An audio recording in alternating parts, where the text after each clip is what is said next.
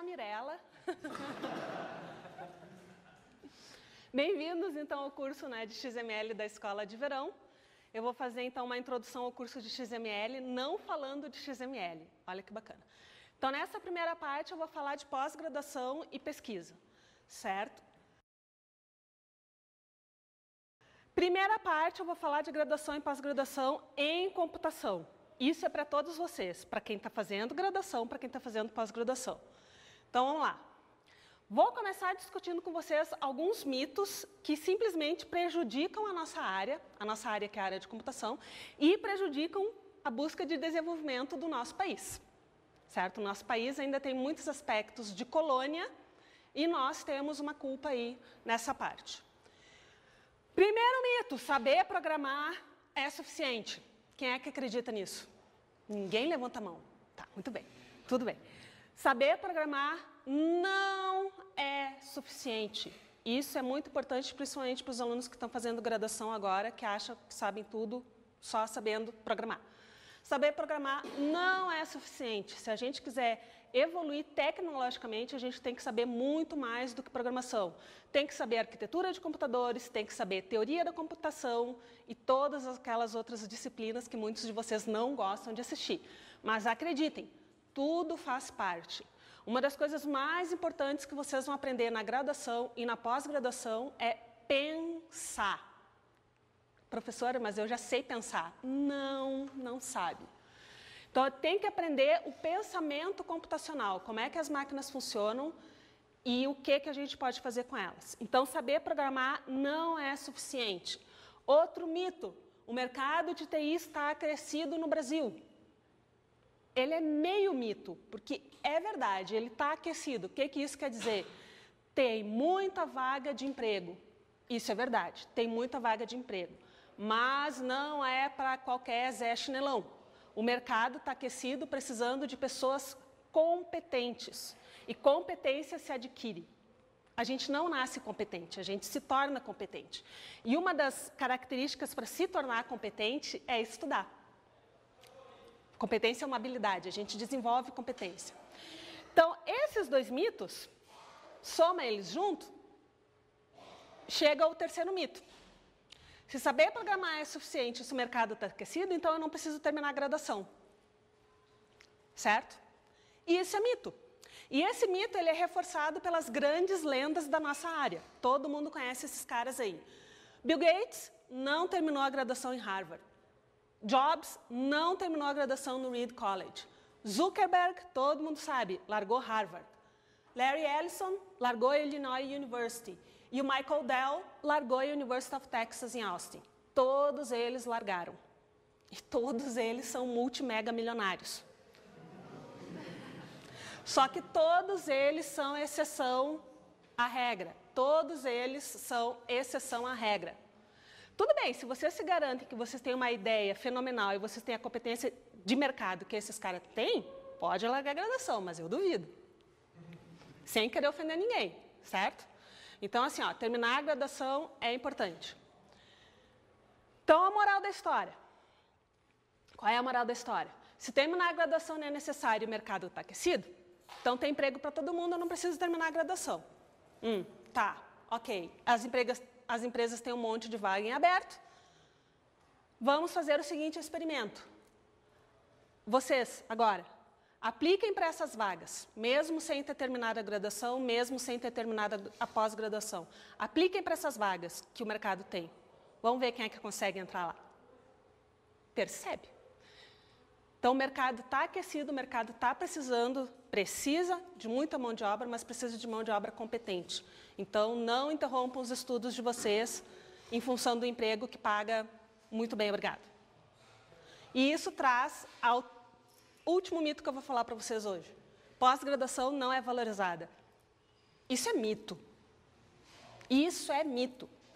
E é um mito que depende. Bom, se vocês querem carreira acadêmica, assim como eu quis carreira acadêmica, eu optei por seguir a carreira acadêmica, é obrigatória. É obrigatório ter mestrado e doutorado para seguir na carreira acadêmica. E na empresa, auxilia a evoluir na carreira. Como assim, professora? Primeiro de tudo, o salário é diferenciado. Eu adoro esse slide, fui eu que inventei. É o meu feeling sobre o salário. Como é que é o meu feeling sobre o salário? O feeling sobre o salário é o seguinte, pessoal, está aqui, tá aqui a graduação, né? Começa a fazer estágio, começa a ganhar um monte. Aí termina a graduação, ganha mais um monte e depois esse salário, a tendência é que ele se estabilize. Certo? Termina a graduação e entra no mestrado. Ganha aquela bolsa de mestrado, que todo mundo sabe que é um pouquinho menos do que se ganha no mercado. Depois, os espertos entram no doutorado, continuam ganhando um pouquinho menos do que se ganha no mercado, porém, o céu é o limite. O céu é o limite de salário e de oportunidades para quem tem doutorado. Certo? Então, esse é o meu feeling, essa é a minha visão. Se vocês não acreditam em mim, vamos aos números. Tem esse blog que eu achei, que é do Thorsten Nelson, que é um cara fenomenal. Ele fez essa pesquisa sobre salário. Então, o primeiro gráfico ali mostra quantas pessoas ele entrevistou e o segundo gráfico mostra, então, as médias salariais. Isso aqui é todo mundo, média de salário de programadores da região Sudeste. Programadores da região Sudeste. Programador não é só aquele cara que faz programação, né? É o cara de desenvolvimento de software. Vamos lá. Sem nenhuma formação, média de salário 2.500. Só com o curso técnico, 1.800. Técnico ensino médio, né? Só com a graduação, 3.200. Graduação mais uma especialização, 3.500. Com mestrado, 5.200. Então, o meu feeling é verdadeiro, certo? E esse gráfico não tem os caras que têm doutorado, por quê?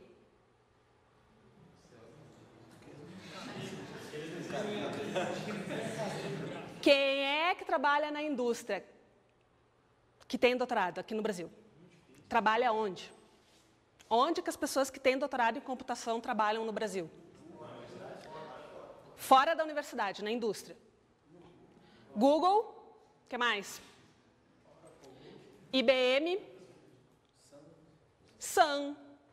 Essas empresas grandes multinacionais, qual é a média de salário delas? Vai ser um pouquinho mais do que está ali, certo? Então, ele não colocou aí os salários dos caras que ganham doutorado. Que ganham doutorado, não. Salários dos caras que fizeram doutorado e agora estão na indústria. Certo? O meu salário também não está ali. O meu salário de acadêmica também não está ali. Tá? Mas isso não interessa, não tem a menor importância. Certo? Graduação versus mestrado versus doutorado.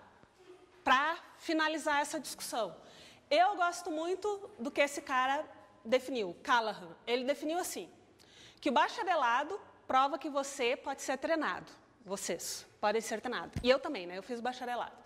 Então, o meu bacharelado provou que eu posso ser treinada. O meu mestrado indica que eu tenho alguma expertise em algum campo. Eu fiz mestrado em banco de dados, então eu tenho aí algum conhecimento um pouco mais avançado em banco de dados. E o meu doutorado indica a minha habilidade de tornar expert em qualquer campo. Essa é a diferença. Então, quando eu digo que vocês estão aqui para aprender a pensar, sim, vocês estão aqui para aprender a pensar. Certo? E o doutorado é o máximo do pensamento que a gente consegue atingir. Certo? Então, dito tudo isso, eu espero ter motivado vocês a investirem um pouco mais do tempo de vocês nos estudos, tanto na graduação quanto na pós-graduação. E já que eu falei da UFMG lá no início, vou falar um pouco mais da UFMG agora. Principalmente da minha área, que é banco de dados. Então, a gente tem aqui na UFMG o Laboratório de Banco de Dados, o LBD. A gente completou 25 anos em 2009, então é um laboratório aí, que tem uma idade boa. Né? Na graduação, a gente é responsável, o laboratório é responsável por 2 disciplinas, de introdução a banco de dados e tópicos avançados em banco de dados. Na pós-graduação, tem a disciplina de banco de dados e mais disciplinas de tópicos que envolvem aí os tópicos de pesquisa que a gente faz no laboratório.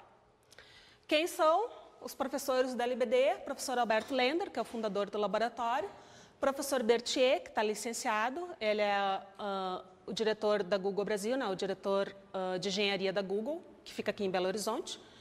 Clodovel, que é meu colega de sala, o professor Marcos André e eu. Então, aí são os 5 professores do LBD e aqui estão as nossas principais linhas de pesquisa. Então, tem de tudo relacionado a banco de dados, desde a parte de modelagem, processamento de consulta, tem muita coisa na web. E os últimos 3 ali são as minhas áreas, gerência de dados XML, disseminação e recomendação de conteúdo e redes sociais. Então, envolveu dados, a gente faz no LBD, certo?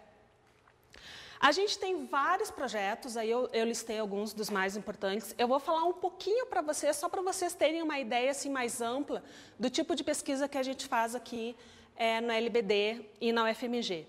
Um dos grandes projetos que a gente participa é o INCT para a Web, Instituto Nacional de Ciência e Tecnologia para a Web. Então, aí é um projeto que envolve 4 instituições, né? Nós, na UFMG, o Cefet, aqui de Minas Gerais, a UFAM, lá de Manaus, e a URGS de Porto Alegre. Então, são 26 professores. E a gente estuda a web. A gente dividiu, então, a web em 3 camadas. A camada de interação, a camada de aplicação e a camada de infraestrutura. Então, esse grupo de 26 professores aí tem subgrupos que trabalham em cada uma dessas camadas, certo? As pesquisas do LBD ficam na camada de interação e de aplicação. Infraestrutura é redes, é sistemas distribuídos, aí é outra camada que a gente que foge um pouco do nosso foco. Um outro projeto muito grande também foi o InfoWeb, e eu gosto muito dessa imagem, porque ela traduz bem o que a gente faz no LBD. Então, a gente faz todo o processo de tratamento de dados de informação disponíveis na web. Então, a gente começa lá com a coleta, fazer coleta dos dados na web. Desses dados coletados, a gente extrai informação e a gente trata classificação, mineração, enriquecimento, integração, indexação, e várias outras funções que a gente pode aplicar em cima desses dados. E depois dissemina para as diferentes aplicações que a gente tem. Então, a gente pega aí os dados brutos e trata de diversas maneiras. E em cada uma dessas etapas, tem vários projetos de pesquisa, tem vários alunos trabalhando. Então, assim, a gente consegue, se vocês gostam mais de uma parte ou mais de outra, é possível vocês se focalizarem naquela parte específica. Outro projeto grande, BDBcomp, Biblioteca Digital Brasileira de Computação, que é um projeto de 2003. Então, a BDBcomp, alguém já conhecia a BDBcomp?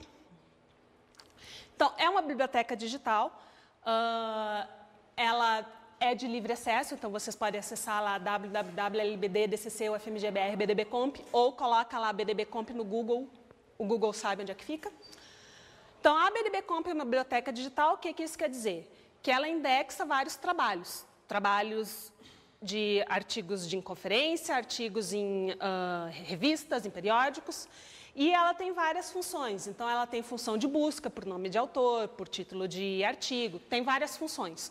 E cada uma dessas funções, então, a gente teve aí vários alunos que trabalharam para implementar isso e fizeram dissertação de mestrado, fizeram tese de doutorado, fizeram trabalho de conclusão de curso em funções para a BDBcomp. E a gente ainda tem alunos trabalhando na BDBcomp. Então, ela é uma plataforma que ela funciona, que ela é de acesso aberto e que a gente os nossos alunos sempre estão tentando melhorar. Dos meus projetos, eu trabalho com todos os alunos, graduação, mestrado e doutorado. E agora, esse ano, 2011, foi o primeiro ano que eu trabalhei com aluno de ensino técnico, então, literalmente, todos os níveis, desde o ensino médio até o superior. Legal, né? Fiquei super feliz. Diz ele que vai indicar mais alunos para trabalhar comigo esse ano, então, vamos ver o que acontece. Mas, então, eu pego aí, trabalho com alunos de todos os níveis em coisas relacionadas à web.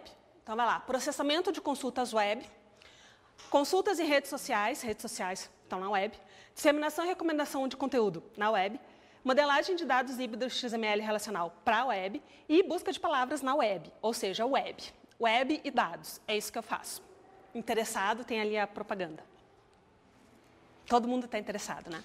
Tá, então até o final do curso eu prometo. Quem não se interessou, vai se interessar. Por que web? Por que web? A web é uma explosão de dados e para quem trabalha com banco de dados, a web é o paraíso. Pensa. Eu trabalho com dados. A web é magnífica. Tem mais de 1 trilhão de páginas identificadas pela Google, mais ou menos 2 bilhões de usuários. E aí tem as aplicações que todo mundo conhece. Facebook, mais de 800 milhões de usuários. Twitter, mais de 300 milhões. Flickr já tem mais de 6 bilhões de fotos no Flickr. Mais de 200 milhões de tweets por dia no Twitter. Mais de 3 bilhões de vídeos vistos por dia no YouTube. Tem noção do tamanho desse trem? Vamos falar mineirês. Tem noção do tamanho do trem? Percebe que o trem está cheio de dados para a gente brincar com eles? Então, é isso que eu faço. Essa é a minha pergunta. Se eu tiver que resumir a minha pesquisa em uma perguntinha só, vai ser essa. Com tantos dados, quais informações podemos descobrir? Todo mundo sabe a diferença de dado e informação, né? 500. 500 é um dado. É um dado, né? 500 é um dado. Se eu disser que o paraíso fica a 500 quilômetros, bom, aí é uma informação. Ele deixa de ser dado e passa a ser uma informação, né? Se eu disser que a pessoa mais gorda do mundo pesa 500 quilos, deixou de ser um dado e virou uma informação. Não, uma pessoa é muito, né? Mas um boi pode pesar 500 quilos, certo? Então, diferença de dado e informação. Dado é um número, é uma palavra, é um arquivo. Informação é o que aquilo significa. Então, meus tópicos atuais de pesquisa. Disseminação e recomendação em redes sociais. Aí eu coloquei os nomes dos alunos que trabalham comigo, em azul são os nomes dos professores, tá? E eu vou falar um pouquinho de cada uma dessas coisas e vocês vão ver onde é que o XML, que é o assunto da nossa aula, vai entrar.